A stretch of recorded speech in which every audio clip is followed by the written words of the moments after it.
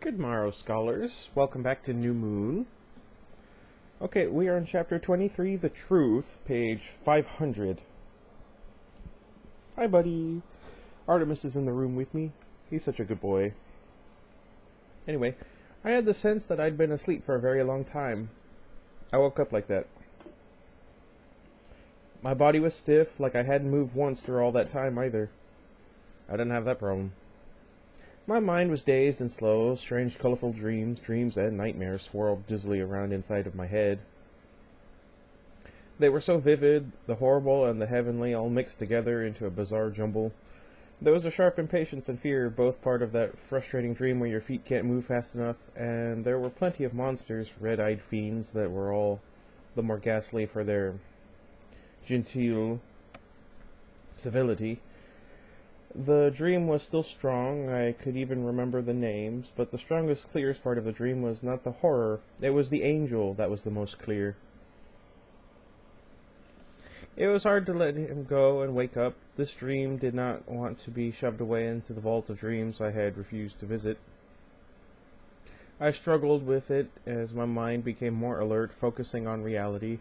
I couldn't remember what day of the week it was, but I was sure Jacob or school or work or something was waiting for me. I inhaled deeply, wondering how to face another day. Something cold touched my forehead with the softest pressure. I squeezed my eyes more tightly shut. I was still dreaming, it seemed, and it felt abnormally real. I was so close to waking any second now, and it would be gone. But I realized that it felt too real to be good for me. The stone arms I imagined wrapped around me were far too substantial. If I let this go any further, I'd be sorry for it later. With a resigned sigh, I wrenched back my eyelids to dispel the illusion. "Oh!" I gasped and threw my fists over my eyes. But clearly I'd gone too far. It must have been a mistake to let my imagination get so out of hand. Okay, so let was the wrong word. I'd forced it to get out of hand, pretty much stalked my hallucinations, and now my mind had snapped. Well, I mean, she's not wrong there. It took less than half a second for me to realize that as long as I was truly insane now, I might as well enjoy the delusions while they were pleasant. I opened my eyes again, and Edward was still there, his perfect face just inches away from mine. Did I frighten you? His low voice was anxious.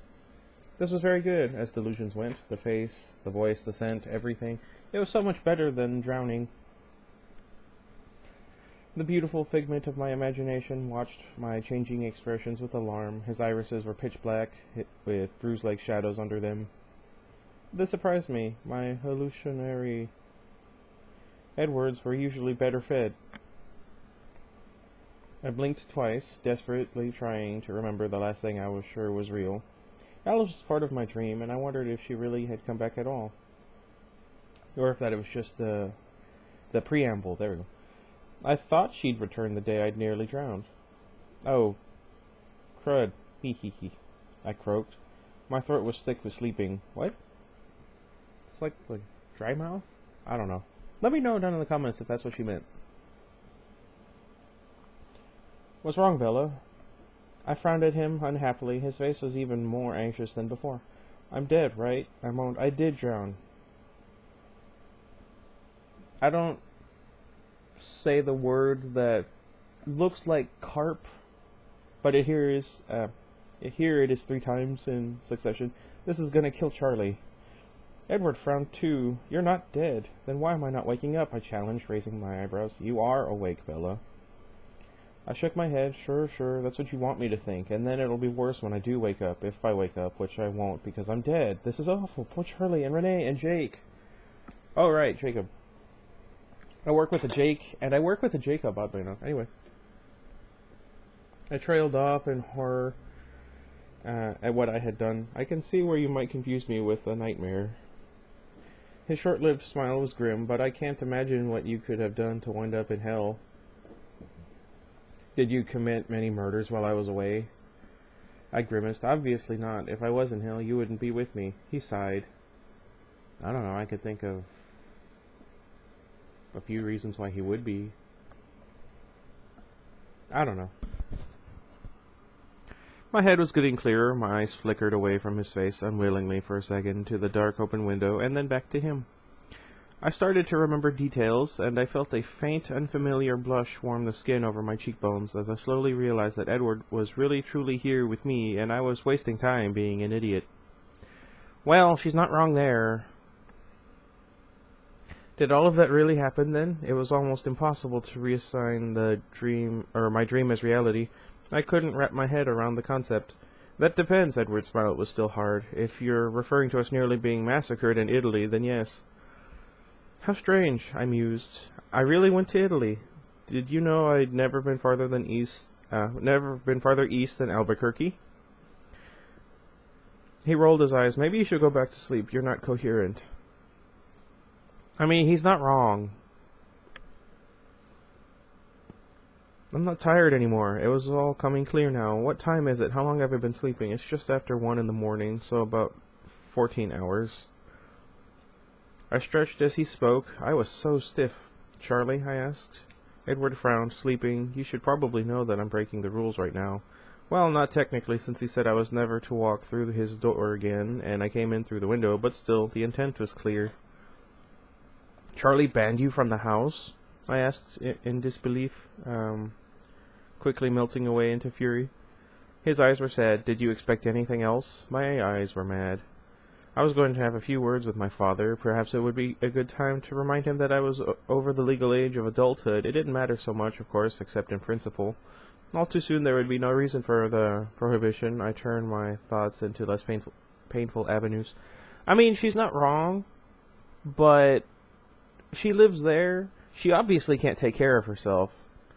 Anyway, no. I could write an essay on this, I think.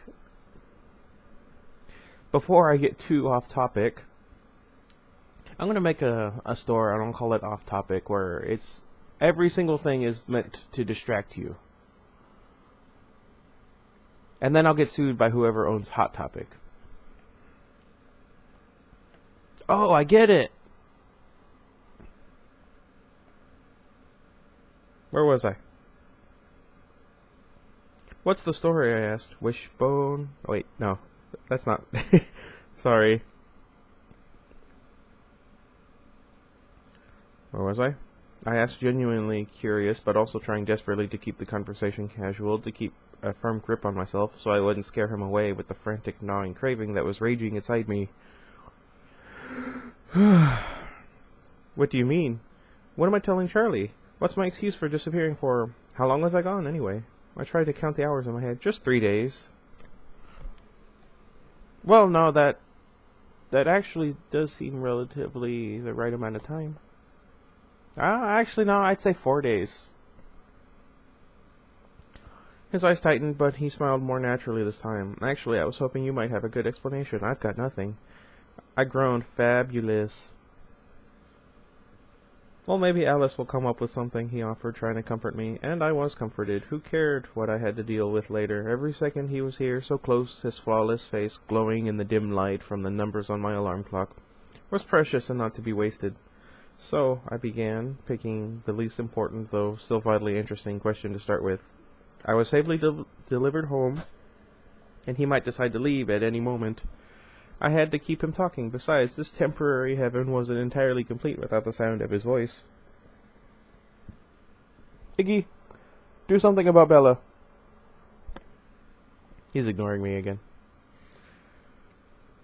Can one of you look up and see when iguana's mating seasons are? I'd like to see if there's a correlation to when he gets really, really unwieldy. And I say that because you have to hold... Never mind.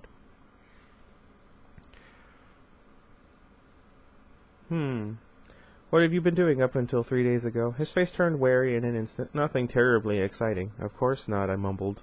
Why are you making that face? Well, I pursed my lips, considering. If you were, after all, just a dream, that's exactly the kind of thing you would say. My imagination must be used up. He sighed. If I tell you, will you finally believe that you're not having a nightmare? Nightmare, I repeated scornfully. He waited for my answer. Maybe, I said after a second of thought. If you tell me. I was hunting. Is that the best you can do? I criticized. That definitely doesn't prove I'm awake. He hesitated and then spoke slowly, choosing his words with care. I wasn't hunting for food. I was actually trying my hand at tracking. I'm not very good at it. You'd think he'd be pretty good at tracking with his ability to read people's thoughts. Spoilers in case you didn't know that. But I guess it makes sense. He'd have to be within range.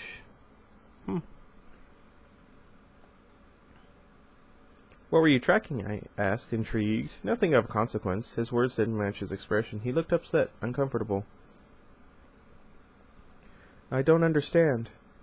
He hesitated. His face, shining with an odd green cast from the light of the clock, was torn. He took a deep breath. I owe you an apology. No, of course I owe you much more than that, but you have to know. The words began to flow so fast, the way I remembered he spoke sometimes when he was agitated, that I really had to concentrate to catch them all. To be the best that you could, never mind. That I had no idea. I didn't realize the mess I was leaving behind. I thought it was safe for you here, so safe. I had no idea that Victoria... His lips curled back when he said the name, would come back. I'll admit, when I saw her that one time, I was paying much more attention to James's thoughts, but I just didn't see that she had this kind of response in her. That she even had such a tie to him. I think I realize why now. She was so sure of him, the thought of him failing never occurred to her. It was her overconfidence that was her weakness. No, I'm joking. That was Star Wars reference. That clouded her feelings about him. Search your feelings, you know it to be. Never mind. That kept me from seeing the depth of them, the bond there.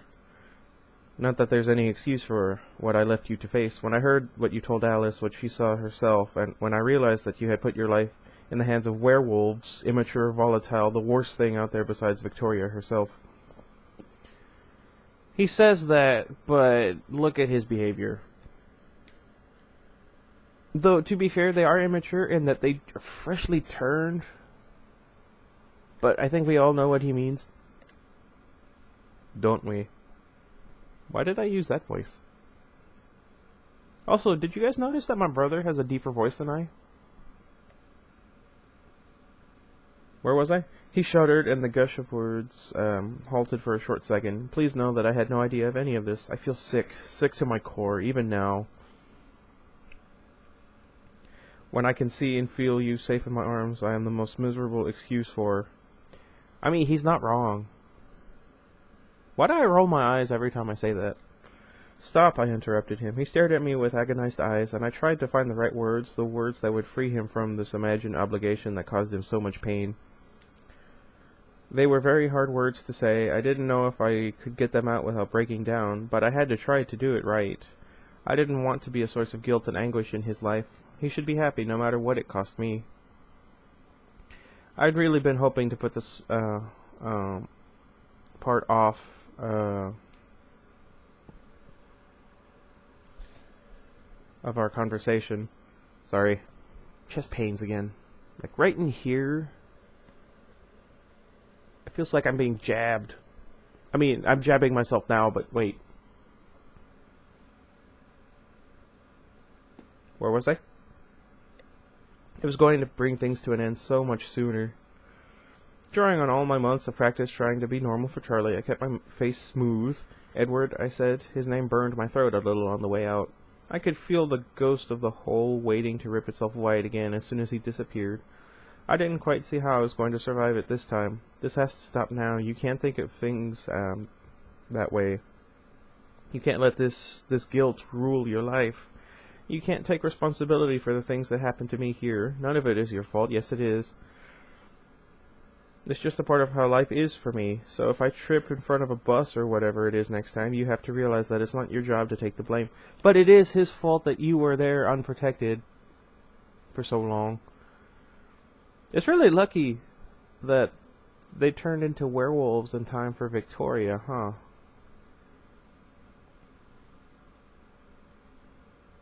Huh, that would have changed things. Anyway. You can't just go running off to Italy because you feel bad that you didn't save me. Even if I had jumped off that cliff to die, that would have been my choice and not your fault. I know it's your nature to shoulder the blame for everything. Does he? But you really can't let that make you go to such extremes. It's very irresponsible. Think of Esme and... Wait, I thought there was an accent on that name. And Carlisle. And I was on the edge of losing it. I was going to say Verge. It sounds better. I stopped to take a deep breath, hoping to calm myself. I had to set him free. I had to make sure this never happened again. Isabella Marie Swan, he whispered, the strangest expression crossing his face. He looked almost mad. Do you believe that I asked the Volturi to kill me because I felt guilty? I could feel the blank incomprehension on my face, didn't you? Feel guilty? Intensely so, more than you can comprehend. Really? Then, what are you saying? I don't understand. Bella, I went to the Volturi because I thought you were dead, he said, voice soft, eyes fierce. Even if I had no hand in your death, he shuddered as he whispered the last word, even if it wasn't my fault, I would have gone to Italy. Obviously, I should have been more careful. I should have spoken to Alice directly, rather than accepting it second-hand from Rosalie. Yeah? But really, what was I supposed to think when the boy said Charlie was at the funeral? What are the odds? The odds... He muttered then, distracted. His voice was so low I wasn't sure I heard it right. The odds are always stacked against us, mistake after mistake. I'll never criticize Romeo again. I mean, you can't really anymore. Oh, wow. But I still don't understand. That's my whole point. So what?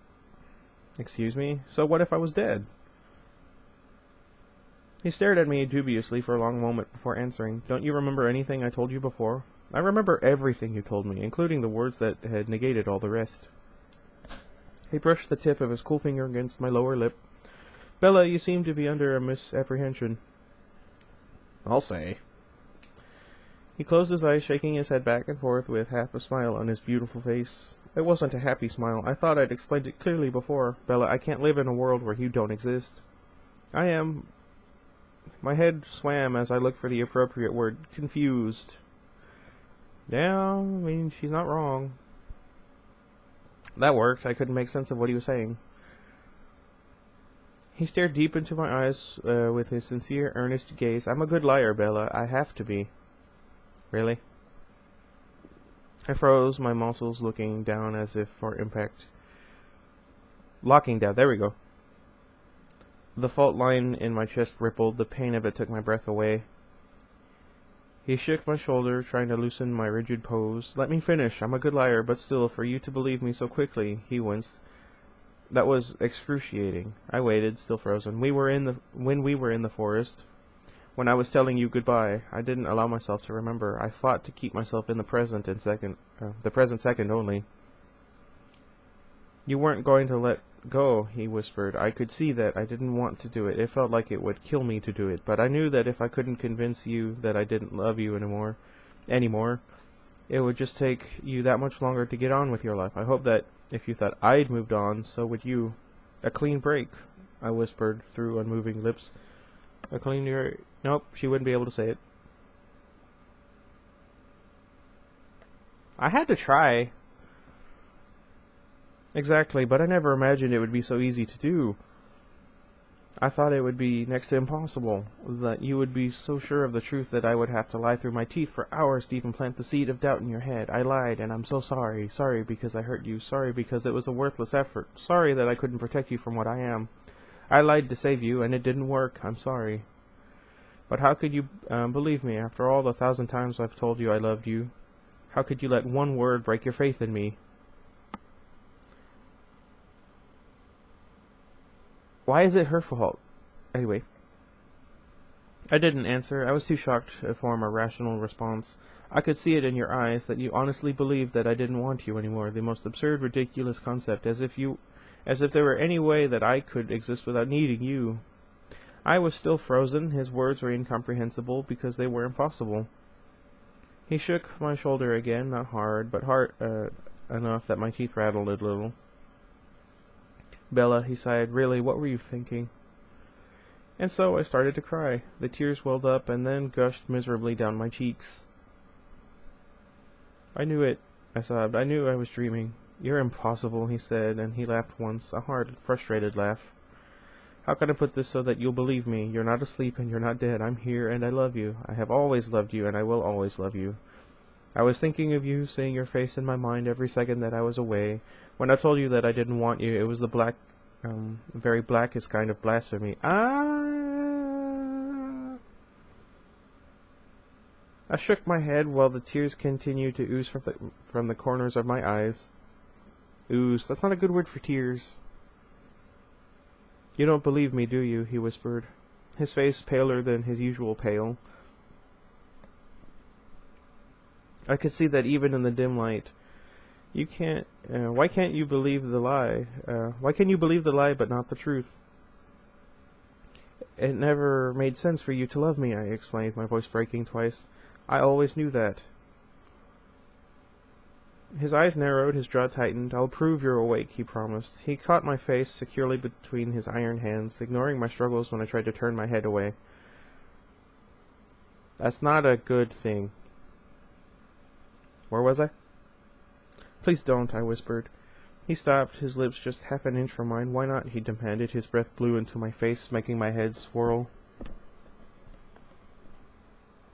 I'm uncomfortable. Why not? He demanded. Oh, wait, no, I read that. When I wake up, he opened his mouth to protest, so I revised. Okay, forget that one. When you leave again, it's going to be hard enough without this, too.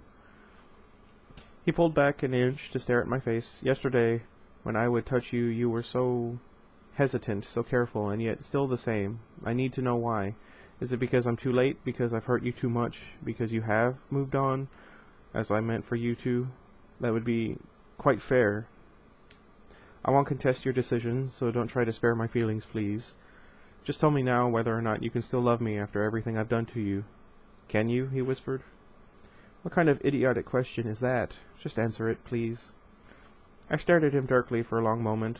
The way I feel about you will never change. Of course I love you, and there's nothing you can do about it. That's all I needed to hear. I don't like this. His mouth was on mine then. No. Iggy, quick, bite my nose off. Okay, that was creepy. He actually looked up at me as if he was going to do it. Wow. Okay, I have like 9 more pages to go, and it's already past 20 minutes. I wonder what happened. I was doing so well. Where was I? And I couldn't fight him. Not because he was so many thousand times stronger than I, or me, but because my will crumpled into dust the second our lips met. This kiss was not quite as careful as the others I remembered, which suited me just fine. If I was going to rip myself up further, I might as well get as much in trade as possible. So I kissed him back, my heart pounding out a jagged, disjointed rhythm, while my breathing turned to panting. And my fingers moved greedily to his face. I could feel his marble body against every line of mine, and I was so glad he hadn't listened to me. There was no pain in the world that would have justified missing this. What? His hands memorized my face the same way mine were tracing his, and in the brief seconds when his lips were free, he whispered my name. When I was starting to get dizzy, he pulled away only to lay his ear against my heart. I lay there, dazed, waiting for my gasping to slow and quiet. By the way, he said in a casual tone, I'm not leaving you. I didn't say anything, and he seemed to hear skepticism in my silence. He lifted his face to lock my gaze in his. I'm not going anywhere, not without you, he added more seriously. I only left you in the first place because I wanted you to have a chance at a normal, happy human life. I could see what I was doing to you, keeping you constantly on the edge of danger, taking you away from the world you belonged in, risking your life every moment I was with you.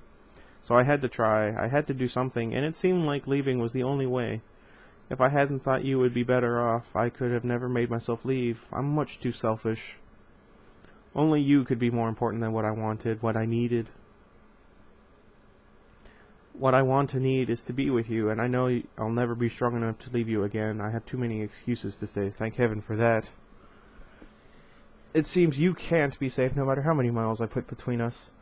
Don't promise me anything, I whispered. If I let myself hope and it came to nothing, that would kill me. Were all those merciless vampires had not been able to finish me off, hope would do the job.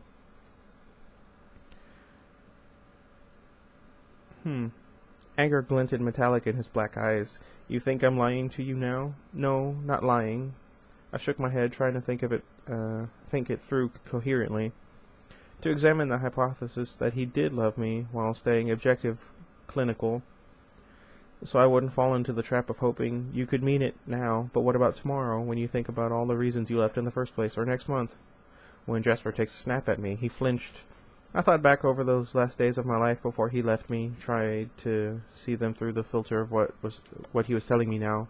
From that perspective, imagining that he left me while loving me, left me for me, his brooding and cold silences took on a different meaning. It isn't as if you hadn't thought the first decision through, is it? I guessed. You'll end up doing what you think is right. I'm not as strong as you give me credit for, he said.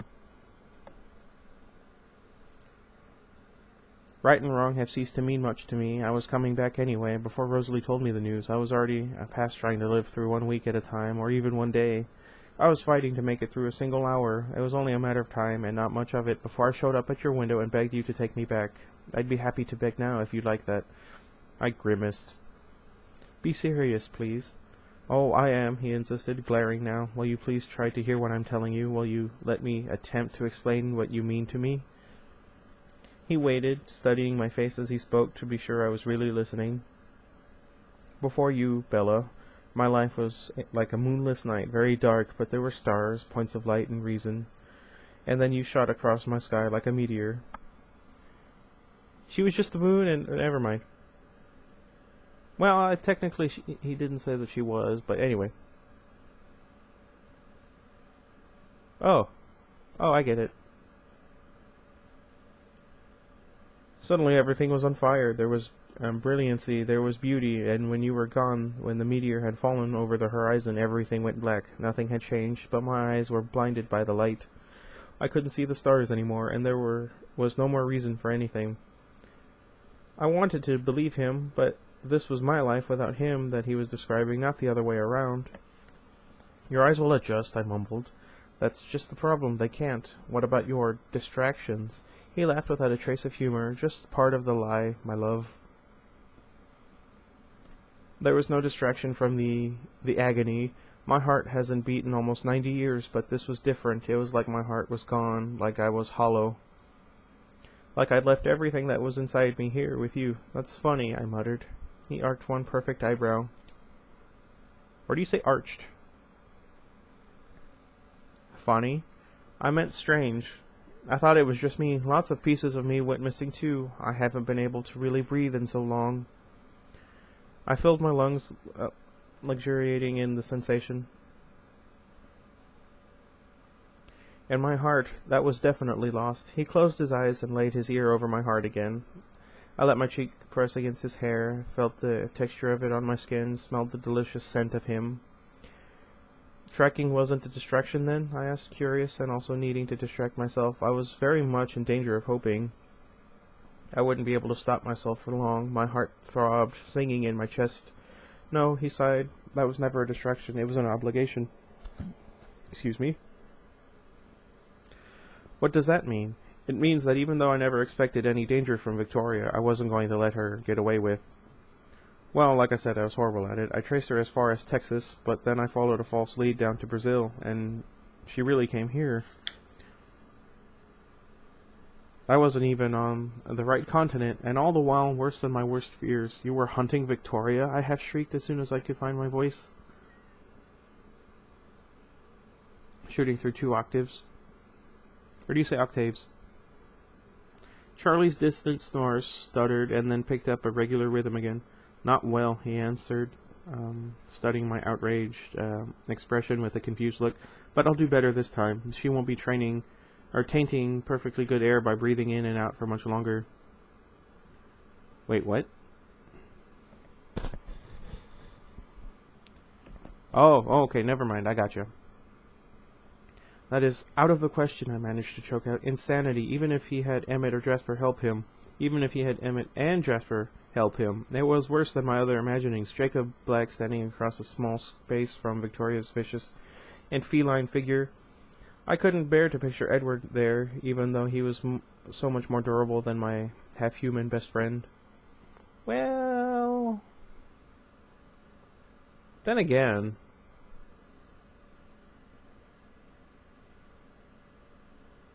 Where was I? It's too late for her. I might have let the other time slide, but now, not after. I interrupted him again, trying to sound calm. Didn't you just promise that you weren't going to leave? I asked, fighting the words as I said them, not letting them plant themselves in my heart. Wait a minute.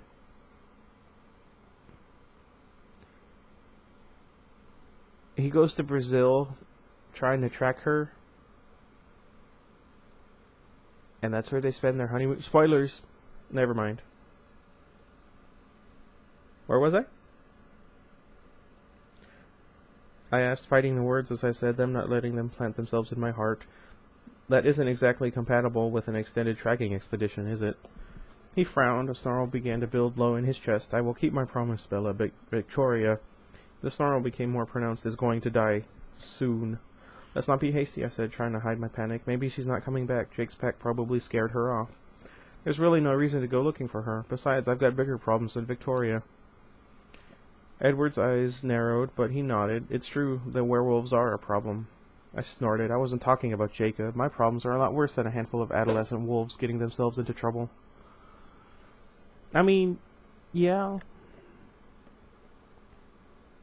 Edward looked as if he were about to say something, and then thought better of it. His teeth clicked together as he spoke through them. Really, he asked? Then what would be your greatest problem that would make Victoria's returning for you seem like such an inconsequential matter in comparison? How about the second greatest, I hedged. All right, he agreed, suspicious. I paused. I wasn't sure I could say the name. There are others who are coming to look for me, I reminded him in a subdued whisper. He sighed, but the reaction was not as strong as I would have imagined after his response to Victoria. The Volturi are only the second greatest? You don't seem upset about it, I noted. Well, we have plenty of time to think it through. Time means something very different to them than it does to you, or even me. They count years the way you count days. I wouldn't be surprised if you were 30 before you crossed their minds again, he added lightly. Horror washed through me. 30. So his promises meant nothing in the end. If I were going to turn 30 someday, then he couldn't be planning on staying long. The harsh pain of his knowledge made me realize that I'd already begun to hope without giving myself permission to do so. You don't have to be afraid, he said, anxious as he watched those tears dew up again on the rims of my eyes. I won't let them hurt you while you're here. Not that I cared what happened to me when he left. He took my face between his two stone hands, holding it tightly, while his midnight eyes glared into mine with the gravitational force of a black hole. I will never leave you again. But you said 30, I whispered. The tears leaked over the edge. What, you're going to stay but let me get old anyway? Right. His eyes softened, while his mouth went hard. That's exactly what I'm going to do. What choice have I? I cannot be without you, but I will not destroy your soul. Is this really... I tried to keep my voice even, but this question was too hard. I remembered his face when Aro had almost begged him to consider making me immortal. The sick look there. Was this fixation with keeping me human really about my soul? Or was it because he wasn't sure that he wanted me around for that long? Yes, he asked, waiting for my question. I asked a different one, almost, but not quite, as hard. But what about when I get so old that people think I'm your mother, your grandmother? My voice was pale with revulsion. I could see Gran's face again in the dream mirror. His whole face was soft now. He brushed the tears from my cheek with his lips. That doesn't mean anything to me, he breathed against my skin. You will always be the most beautiful thing in my world. Of course, he hesitated, flinching slightly. If you outgrew me, if you wanted something more, I would understand that, Bella. I promise I wouldn't stand in your way if you wanted to leave me. His eyes were liquid onyx and utterly sincere. He spoke as if he'd put endless amounts of thought into this asinine plan. You do realize that I'll die eventually, right? I demanded. He'd thought about this part too. I'll follow after you as soon as I can. That is seriously. I looked for the right words. Sick. Bella, it's the only right way left. Let's just back up for a minute, I said, feeling angry. Made it so much easier. Feeling angry made it so much easier to be clear, decisive. There we go. You do remember the Volturi, right? I can't stay human forever. They'll kill me, even if they don't think of me till I'm 30. I hissed the word. Do you really think they'll forget? No, he answered slowly, shaking his head. They won't forget, but... He grinned while I stared at him warily. Maybe I wasn't the only crazy one. I have a few plans. And these plans, I said, my voice getting more acidic with each word, these plans all center around me staying human. My attitude hardened, his expression naturally. His tone was brusque. I don't know, I said that right. I doubt it. Wow. Seriously, usually it's like 28 minutes. I wonder what happened. I guess I keep talking. You know what I meant. Where was I? Where was I? His divine face arrogant. We glowered at each other for a long minute. Then I took a deep breath, squared my shoulders. I pushed his arms away so that I could sit up. Do you want me to leave? He asked, and it made my heart flutter to see this idea hurt him, though he tried not to show it. No, I told him, I'm leaving. He watched me suspiciously as I climbed out the bed and fumbled around in the dark room looking for my shoes. May I ask where you're going? He asked. I'm going to your house, I told him, still feeling around blindly. He got up and came to my side. Here are your shoes. How did you plan to get there? My truck. That will probably wait Charlie, he offered as a deterrent. I sighed. I know, but honestly, I'll be grounded for weeks as it is. How much more trouble can I really get in? None. He'll blame me, not you. If you have a better idea, I'm all ears. Stay here, he suggested, but his expression wasn't hopeful. No dice, but you go ahead and make yourself at home, I encouraged, surprised at how natural my teasing sounded, and headed for the door. He was there before me, blocking my way. I frowned and turned for the window. It wasn't really that far to the ground, and it was mostly grass beneath. Okay, he sighed, I'll give you a ride. I shrugged. Either way. But you probably should be there too. And why is that? Because you're extraordinarily opinionated, and I'm sure you'll want a chance to air your views. My views on what subject? He asked through his teeth. This isn't just about you anymore. You're not the center of the universe, you know. My own personal universe was, of course, a different story. If you're going to bring the Volturi down on us over something as stupid as leaving me human, then your family ought to have a say. A say in what? He asked, each word distinct. My mortality. I'm putting it to a vote. Okay, finally done. Oh my gosh, that was such a long chapter, and I blame me completely. Also, I really liked Jurassic World. Good movie. Okay. So, I've noticed that the Five Nights at Freddy's series is really starting to pick up some steam. It's funny because I have it on Steam and on my phone, but that's not important right now. So, I'd like to thank all those people that watched that. Thank you all those people that watched Five Nights at Freddy's The Silver Eyes. And thank you guys for watching this, that watched this one. Let me know if you have any suggestions for books I could read. And I'm going to try and get the complete works of Tolkien. I might try and read the Silmarillion for the first time ever in my life. It's Stephen Colbert's favorite. For instance, he has the actual sword they used, well, one of them, in the Lord of the Rings movies, Aragorn's sword. What was its name? Anduril? Aragorn's sword? Anduril? Was that it? I think that's what it was. And he was knighted by a queen from Africa with it on his show. Look that up if you can find it, and let me know, because I'd love to see it again.